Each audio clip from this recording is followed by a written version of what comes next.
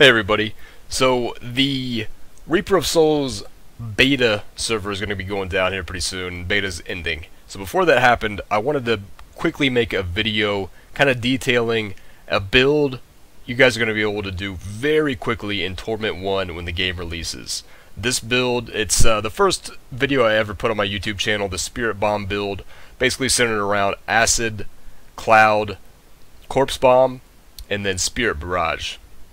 Now, for the purpose of this video, to simulate what it's going to look like maybe a day or two after the game releases, after you hit 70, I'm going to be using all rares. So I've got all rares on, and most of these rares are not even optimal rares by any means. I would say they're average at best for the most part. Like, the rings are pretty good.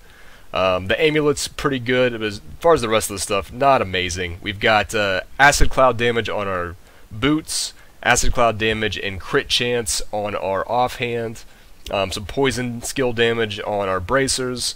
So there's a lot of things you could still do. You could have Acid Cloud damage for more damage here. You could have some poison damage on the amulet and some other things too. But for the most part, gear is fairly average. We're at a little under 600k unbuffed damage, which the damage is not bad by any means. The toughness is a little bit low, a little over 3 million, 3.3 million.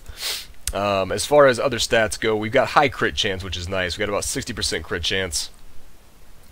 And 360% crit damage. Our attacks per second are 1.5. So, not bad overall.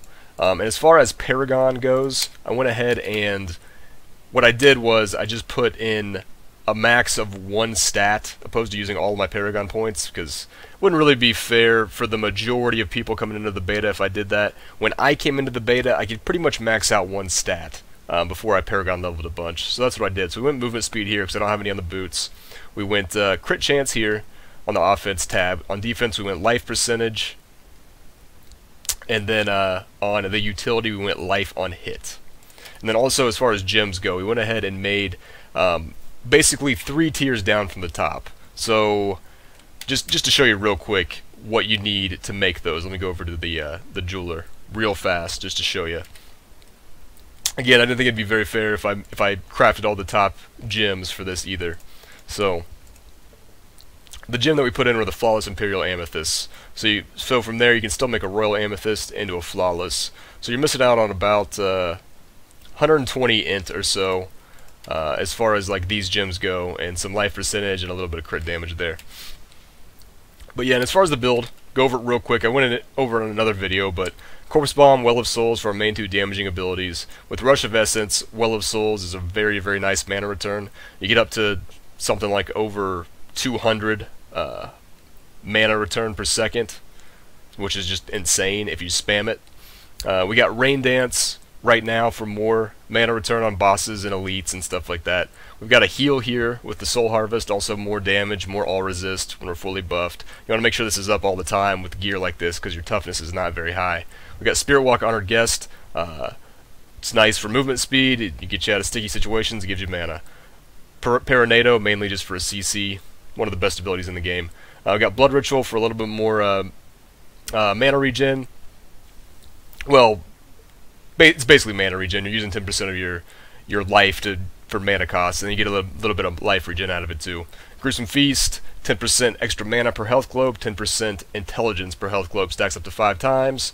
Grave Injustice, gain 1% of your maximum life and mana each time you kill a monster within 20 yards, and reduce the cooldown of your abilities by 1 second.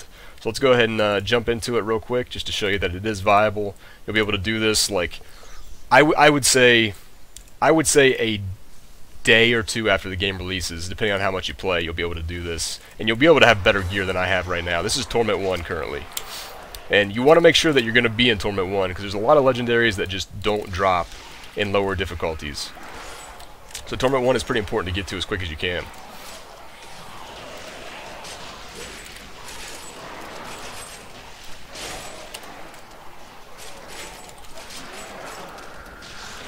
Now the one thing I do have a bottomless potion on, but that for testing purposes, I mean that's not really gonna change anything. It's not giving me an effect. All that one does is it allows me to break through Waller.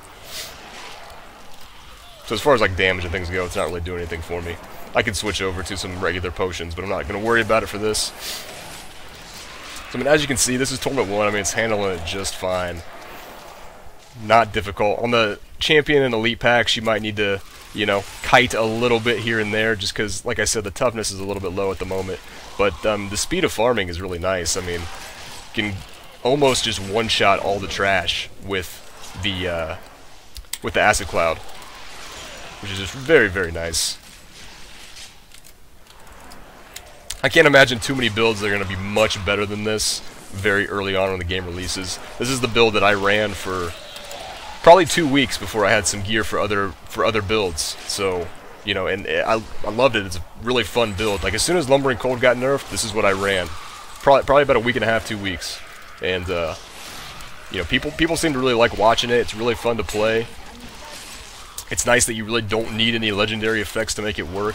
You don't need anything crazy. Now, obviously, once you get some legendaries, it's going to be really good at that point. But you don't need them, which is nice.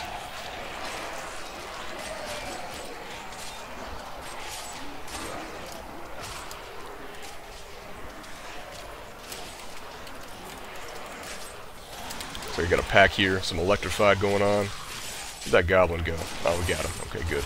So it's kind of just melting this pack.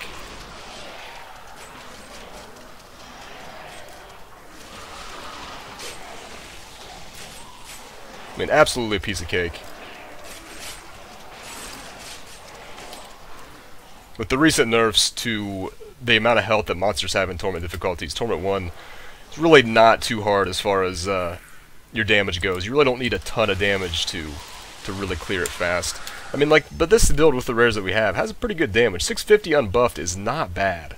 Well, about 600 unbuffed. I had a stack of Gruesome Feast there, but 600 unbuffed's not bad for this gear level.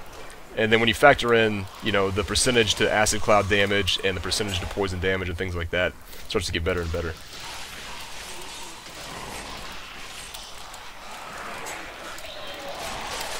But this is what I'm going to do. I'm going to go for this build with the rares for it as soon as the game releases. As soon as I hit 70, this is what I'm going to work towards. Get this going so that I can farm Torment and farm it as quick as I can. That way I can get the legendaries I need for other builds. So I think this is going to be very solid for everybody starting out. I think this will be a good guide, you know, for if you're trying to figure out what exactly you should be doing right off the bat. When the game releases, I think this is what you should go for, in my opinion. So I hope you enjoyed it, guys. I'll see you next time.